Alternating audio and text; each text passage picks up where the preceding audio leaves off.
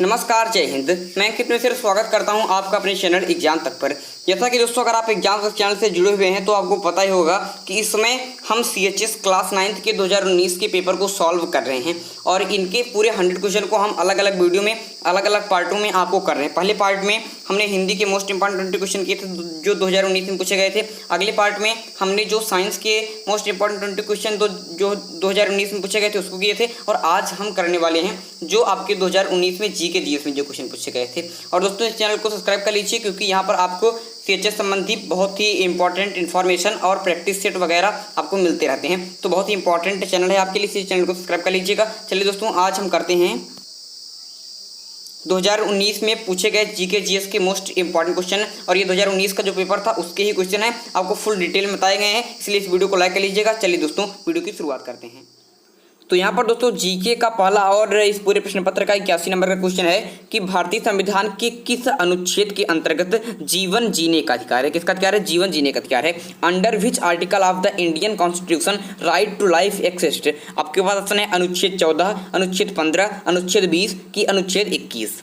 तो दोस्तों, इसका विकल्प आपका 14 हो जाएगा, आर्टिकल 21। इसके अंतर्गत जीवन जीने का अधिकार। दोस्तों, जो आर्टिकल 21 है ये एक प्रकार का मूल अधिकार है। किस प्रकार का अधिकार है? एक प्रकार का मूल अधिकार है। और दोस्तों, अगर आपसे पूछता है कि ये मूल जो अधिकार है भारतीय संविधान में किस भाग में है, तो आपको पता ही होगा कि भारतीय संविधान में कुल 22 भाग हैं, जिसमें तीसरे भाग में, जिसमें जो तीसरा भाग है उसमें आपका मूल अधिकार है। और अगर आर्टिकल पूछ ले किस आर्टिकल से किस आर्टिकल है, तो 12 से 35 तक, आर्टिकल 12 से 35 तक के जितने भी आर्टिकल हैं वो आपके क्या है? आपके मूल अधिकार के आर्टिकल हैं। और दोस्तों, एक क्वेश्चन परीक्षा में बार बार देखने को मिला है कि मूल अधिकारों की संख्या कितनी है, तो मूल अधिकारों की संख्या कुल 6 है। पहले दोस्तों इसमें एक अधिकार था आपकी संपत्ति के अधिकार, जिसे 44वें संविधान संशोधन द्वारा मूल अधिकार से हटा दिया गया है। तो इस समय मूल अधिकारों की संख्या 6 है, ये आपके तीसरे भाग में है और आपके आर्टिकल पूछे तो 12 से 35 तक है। तो यहाँ पर आपसे पूछा गया था कि भारतीय संविधान के किस अनुच्छेद के अंतर्गत जीवन जीने का अधिकार है, राइट टू लाइफ है, तो अनुच्छेद 21 आर्टिकल 21 के तहत। नेक्स्ट क्वेश्चन की तरफ चलेंगे। यहाँ पर आपका नेक्स्ट क्वेश्चन है कि the concept of liberty, equality and fraternity is associated with. आपके पास ऑप्शन है रूसियन रिवॉल्यूशन, रूस की क्रांति से, चीन की क्रांति से, आपके ईरान की क्रांति से, कि फ्रेंच रिवॉल्यूशन, आपकी फ्रांसीसी क्रांति से। तो दोस्तों, इसका सही उत्तर हो जाएगा आपका ऑप्शन चौथा, फ्रांसीसी क्रांति से। फ्रांसीसी क्रांति से संबंधित आप क्या? स्वतंत्रता, समानता और बंधुत्व। तो बहुत ही इंपॉर्टेंट क्वेश्चन है दोस्तों ये। दोस्तों, जो आपकी क्लास 9th की जो आपकी NCERT की बुक है सामाजिक विज्ञान की, उसमें आपका जो पहला पार्ट है वही आपकी फ्रांसीसी क्रांति से है। तो वहाँ से क्वेश्चन पूछा गया है। दोस्तों, जो आपके CHS के जो क्वेश्चन आते हैं वो आपकी क्लास 8th और क्लास 9th को मिलाकर रहते हैं। दोस्तों, क्लास 8th के पूरे सिलेबस का क्वेश्चन आता है और क्लास 9th के थोड़े थोड़े क्वेश्चन आते हैं। तो अगर आप क्लास 8th और क्लास 9th की NCERT बुकों को पढ़ लेते हैं तो आपका जो कई सारी तैयारी, लगभग 70% की तैयारी आपकी हो जाती है। इसके बाद आप मैथ अपने तैयार कर लीजिए और कुछ करंट अफेयर आपको तैयार कर लेते हैं, तो आपका क्या हो जाएगा? आपका एडमिशन पक्का हो जाता है। नेक्स्ट क्वेश्चन तरफ चलेंगे। नेक्स्ट क्वेश्चन आपका कि भारत में हरित क्रांति का जनक किसे कहा जाता है? भारत में हरित क्रांति का जनक किसे कहा जाता है?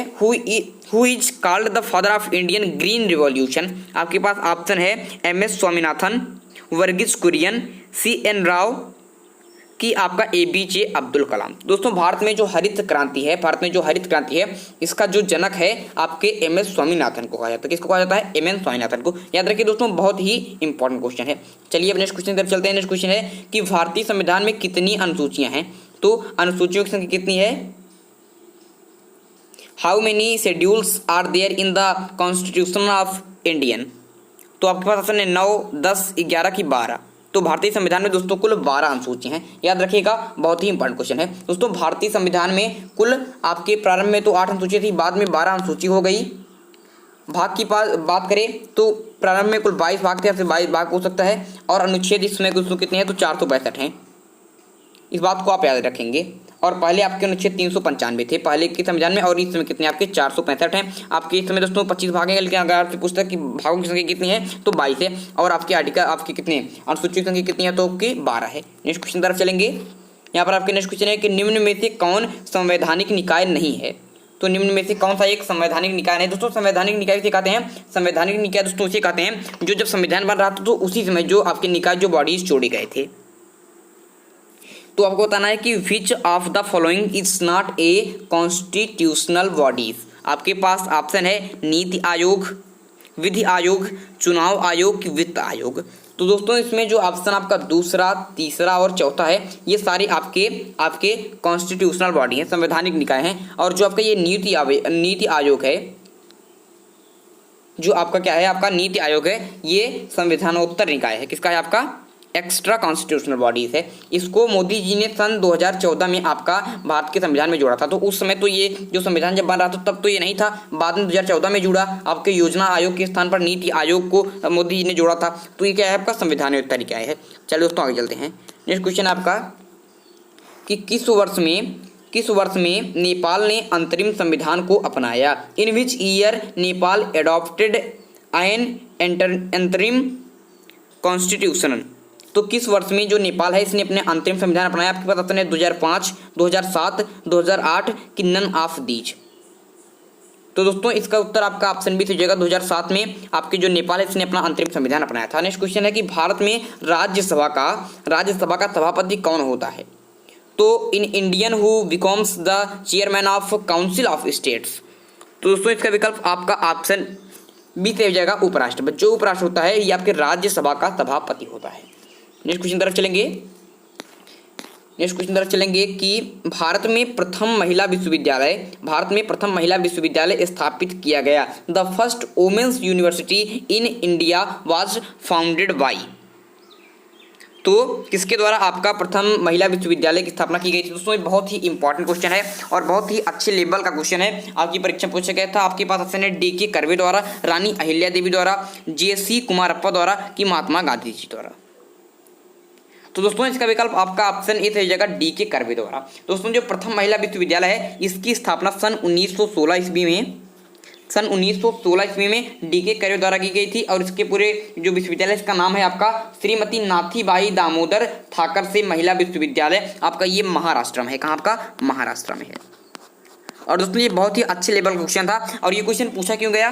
क्योंकि दोस्तों जो आपका BHU है, जो क्या है आपका जो BHU है इसकी स्थापना भी 1916 ईस्वी में की गई थी। और जो आपका प्रथम महिला विश्वविद्यालय स्थापित किया गया था महाराष्ट्र में, उसकी स्थापना भी 1916 ईस्वी में की गई थी। तो इसीलिए पूछा गया था। तो इसकी स्थापना D.K. कर्वे ने की थी और इस विश्वविद्यालय का नाम था श्रीमती नाथीबाई दामोदर ठाकरसे महिला विश्वविद्यालय। ये महाराष्ट्र में है। दोस्तों एक क्वेश्चन आपसे और पूछ सकता है कि जो इलाहाबाद का विश्वविद्यालय है इसकी स्थापना कब की गई? तो इसकी स्थापना आपकी 1887 ईस्वी में की गई थी। इस बात को याद रखेंगे। चलिए दोस्तों अब नेक्स्ट क्वेश्चन की तरफ चलते हैं। नेक्स्ट क्वेश्चन है कि इनकलाब जिंदाबाद का नारा किसने दिया? हु गेव द स्लोगन इनकलाब जिंदाबाद। आपके पास ऑप्शन है चंद्रशेखर आजाद, हसरत मोहानी, सुभाष चंद्र बोस की लोकमान्य तिलक। तो दोस्तों ये आपका जो इनकलाब जिंदाबाद का ये नारा है ये थोड़ा है डिस्प्यूटेड मैटर रहा है, क्योंकि यहाँ पर काफ़ी सारे विवाद रहे हैं। कोई कहता है कि यह नारा चंद्रशेखर आजाद ने दिया है, तो कोई कहता है कि यह नारा आपके भगत सिंह ने दिया था।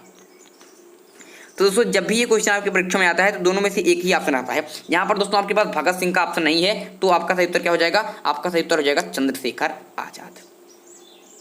तो ऑप्शन ए इसका सही हो जाएगा। नेक्स्ट क्वेश्चन तरफ चलेंगे। नेक्स्ट क्वेश्चन है कि विद विच रिलीजियन भगवत सूत्र इज एसोसिएटेड। तो भगवत सूत्र किस धर्म से संबंधित है? आपके पास ऑप्शन है बौद्ध धर्म से, जैन धर्म से, ब्राह्मण धर्म से कि ऑल ऑफ द एबव, उपरोक्त सभी। तो दोस्तों इसका विकल्प आपका ऑप्शन हो जाएगा जैन धर्म। दोस्तों जब महाजनपद का बंटवारा हुआ तो 16 महाजनपद हुए थे।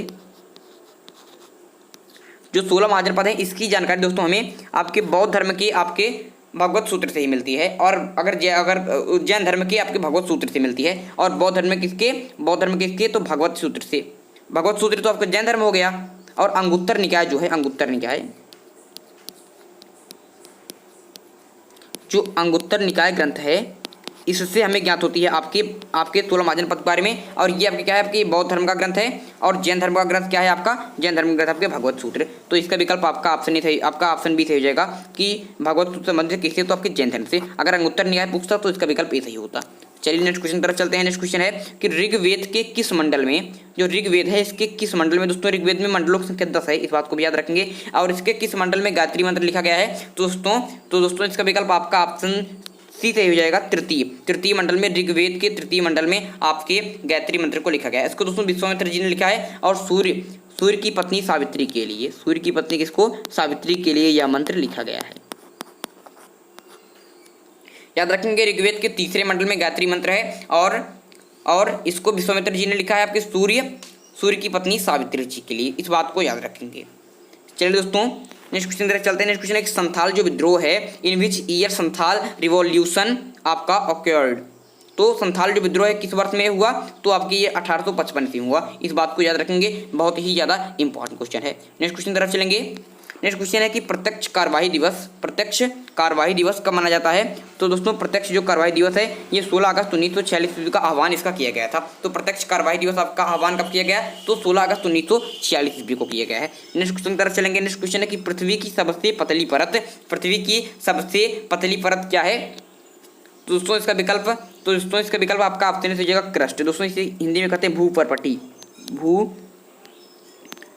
लेकिन यहाँ पर हिंदी में भी आपका जो ऑप्शन आया है ये इंग्लिश वाला ही आ गया क्रस्ट। तो इसलिए मैं कहता हूँ कि आप जो भी क्वेश्चन याद रखें उसकी इंग्लिश नाम आप याद रखिएगा, क्योंकि यहाँ पर कभी कभी जो हिंदी होता है उसका भी जो ऑप्शन आता है वो भी इंग्लिश वाला ही आ जाता है, सिर्फ देवनागरी लिपि में लिख कर आ जाता है। तो यहाँ पर नेक्स्ट क्वेश्चन 95 नंबर का क्वेश्चन है कि भारतीय द्वीप समूह जो अरब सागर में स्थित है, the Indian island situated in Arabian sea is. आपके पास है जावा, मालदीव, अंडमान और निकोबार की लक्षद्वीप। तो दोस्तों भारतीय द्वीप समूह जो अरब सागर में स्थित है वो है आपका लक्षद्वीप। दोस्तों जो इस प्रकार का भारत है, ये नीचे का एरिया जो भारत का इस प्रकार से है आपका, इसमें जो आपका लक्षद्वीप है इस प्रकार से इस यहाँ पर है लक्षद्वीप, और इसी तरफ आपका अरब सागर भी है। तो ये पूरा एरिया जो पानी का होता है इसे कहते हैं अरब सागर, और इसमें आपका लक्षद्वीप आपका स्थित है। इस बात को याद रखेंगे कि भारतीय द्वीप समूह जो अरब सागर में स्थित क्या है आपका लक्षद्वीप है। नेक्स्ट क्वेश्चन चलेंगे। नेक्स्ट क्वेश्चन है कि भारत की मानक मध्याह्न रेखा standard meridian of India is. आपके पास ऑप्शन है 84 डिग्री 5 पूर्व, 84 डिग्री 5 पश्चिम, 82 डिग्री 30 पश्चिम की 82 डिग्री 30 पूर्व। दोस्तों 82 डिग्री 30 पूर्व क्या है, भारत का मानक मध्याह्न रेखा है। इस बात को याद रखेंगे। चलिए अब नेक्स्ट क्वेश्चन तरफ चलते हैं। नेक्स्ट क्वेश्चन है कि पृथ्वी एवं सूर्य के मध्य अधिकतम दूरी की स्थिति को किस नाम से जाना जाता है। तो the position of maximum distance between the sun and the earth is known as. आपके पास ऑप्शन है अपसौर विभु की आपका संचालन। तो दोस्तों इसका विकल्प आपका ऑप्शन बी थे जगह का अपसौर कहते हैं। पृथ्वी जो है और एवं सूर्य के बीच की अधिकतम दूरी क्या कहते हैं, आपके अपसौर कहते हैं। आपको ये दोस्तों घटना कब होती है, तो आपकी ये 4 जुलाई को घटना होती है, जब आपकी पृथ्वी और सूर्य अधिकतम दूरी पर होते हैं। और पृथ्वी एवं सूर्य की न्यूनतम अगर पूछ लेता है न्यूनतम दूरी क्या कहते हैं, दोस्तों उसके उपसौर कहते हैं। और यह घटना आपके 3 जनवरी को होती है। इस बात को याद रखेंगे। चलिए दोस्तों अब नेक्स्ट क्वेश्चन तरफ चलते हैं। दोस्तों जब पृथ्वी एवं सूर्य के बीच अधिकतम दूरी कितनी होती है, तो 151 मिलियन होती है। कितनी होती है, 15.1 करोड़ 151 मिलियन। चलिए अब नेक्स्ट क्वेश्चन तरफ चलते हैं। नेक्स्ट क्वेश्चन है कि वर्ष 2018 का नोबेल शांति पुरस्कार किसे दिया गया, who got Nobel peace prize for the year आपका 2018। तो आपके पास ऑप्शन है Juan Manuel Santos, Denis Mukwege एवं नादिया मुराद की, जेम्स एलिसन एवं तासुक होंजो की, जॉर्ज स्मिथ एवं फ्रांसिस अर्नोल्ड।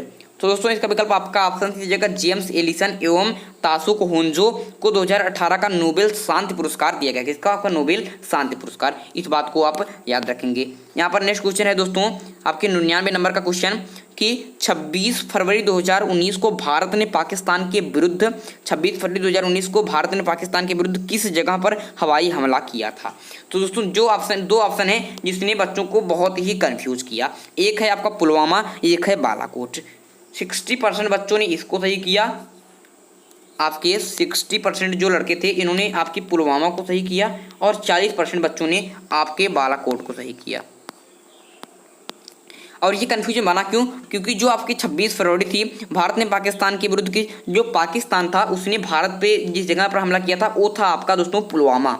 और उसके बाद भारत ने आपकी जवाबी कार्रवाई करते हुए भारत ने जब पाकिस्तान पर हमला किया तो किस जगह पर किया, उसने बालाकोट पर किया। तो उसका एक्चुअली आंसर जो है वो हो जाएगा आपका ऑप्शन चौथा बालाकोट। 26 फरवरी 2019 को भारत ने पाकिस्तान के विरुद्ध किस जगह पर, तो आपके बालाकोट पर। नेक्स्ट क्वेश्चन आपका अंतिम क्वेश्चन है दोस्तों, यहाँ पर 100 नंबर क्वेश्चन है कि कि भारतीय मानक समय ग्रीनविच समय से कितना आगे। जो भारतीय मानक समय है ये ग्रीनविच मानक जो समय इसके कितना आगे है दोस्तों इसका विकल्प आपका ऑप्शन सी हो जाएगा कि 5 घंटे 30 मिनट। कितना आगे है? 5 घंटे 30 minute. Indian standard time is ahead of GMT। तो कितना? 5 घंटा 30 मिनट।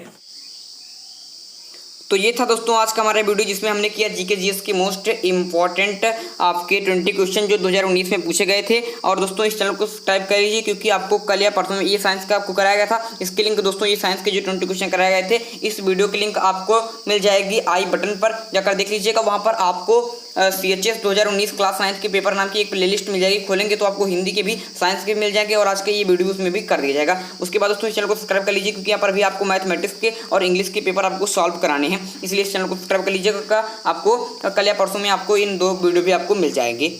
और दोस्तों अगर आप CHS में आप ये जानना चाहते हैं कि 2019 में आपकी संभावित कट-ऑफ कितनी हो सकती है तभी इस चैनल को सब्सक्राइब कर लीजिए क्योंकि कल या परसों में आपको ये वीडियो भी मिलने वाला है कि 2020 में आपकी कट-ऑफ किस प्रकार से होने वाली है। चलिए दोस्तों आज के लिए आपसे लेते हैं मिलते हैं अगले वीडियो में एक नए टॉपिक के साथ फिर होगी मुलाकात। तब तक के लिए मुझे दीजिए इजाजत। मैं हूं अंकित मिश्रा और आप देख रहे हैं एग्जाम तक। धन्यवाद।